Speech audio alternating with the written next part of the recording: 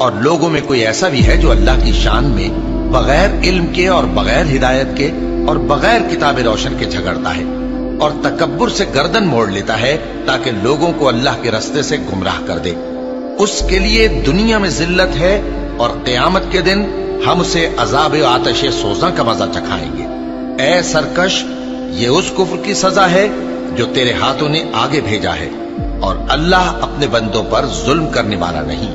اور لوگوں میں بعض ایسا بھی ہے جو کنارے پر کھڑا ہو کر اللہ کی عبادت کرتا ہے، اگر اس کو کوئی دنیاوی فائدہ پہنچے تو اس کے سبب مطمئن ہو جائے، اور اگر کوئی آفت پڑے تو منہ کے بل لوٹ جائے، یعنی پھر کافر ہو جائے۔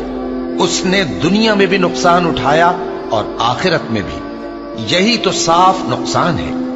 یہ اللہ کے سوا ایسی چیز کو پکارتا ہے جو نہ اسے نقصان پہنچائے اور نہ فائدہ دے سکے، یہی تو پرلے درجے کی گمراہی ہے۔ بلکہ ایسے شخص کو پکارتا ہے جس کا نقصان فائدے سے زیادہ قریب ہے۔ ایسا دوست بھی برا اور ایسا ساتھی بھی برا۔